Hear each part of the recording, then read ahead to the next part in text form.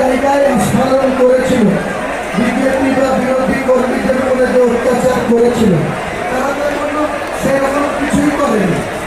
আপনি পাপ করলে আপনাকে সেই পাপের প্রায়শ্চিত্ত করতে হবে, শাস্তি করতে হবে। কেউ এমনি মানুষকে জন্য বিজেপি কিন্তু কিছু বলেনি।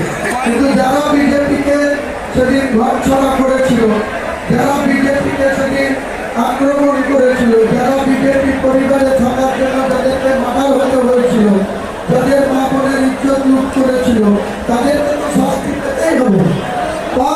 পাপ কেউ ছাড়ে না, সে হিন্দু ধর্মই হোক আর মুসলিম ধর্মই হোক, পাপ কোনোদিন তার বাপ কেউ ছাড়ে না। আগামী দিনে যে খৈতানের যে জমিটা আছে সেটা নিয়ে কিছু বার্তা দেবেন? খৈতানের জমি যে সমস্ত তৃণমূলের কাজাররা করে থাকছে, একটাও থাকতে দেবো না। যারা একদিকে 10 টাকা করে খাচ্ছে গরিব মানুষ, তাদের কিছু বলবো না। ওপারে একজন আছে আতাউরের খাস জেলা 35 বিঘি, সামনে সপ্তাহতেই সেই 35 বিঘি কেড়ে নেবে দাঁড়িয়ে থেকে লোকনাথ করে কি বলবেন?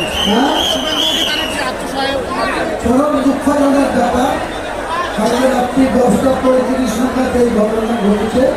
ছেলেটাকে আমি ব্যক্তিগতভাবে চিন্তাম, যেহেতু শুভেন্দু অধিকারীর অর্থ সহায়ক ছিল, বিধানসভায় যেত, আমি ব্যক্তিগতভাবে ছেলেটাকে চিন্তাম।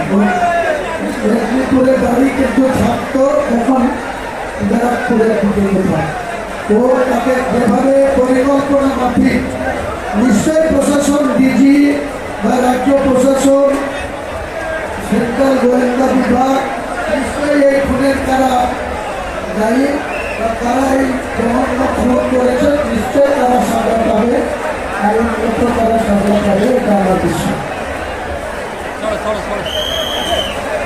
সমস্ত বেসরকারি স্কুল বন্ধ করার দাবি উঠেছে, সরকারি স্কুল চালু করার দাবি উঠেছে, কি বলবেন? দাবি করবো সরকারি স্কুলগুলো যাতে সঠিকভাবে পরিষেবা পায় সাধারণ মানুষ, তাদের শিক্ষক নিয়োগ হয়, ছাত্রছাত্রীরা যাতে সরকারি স্কুলে পড়াশোনা করতে পারে, আমরা করবো।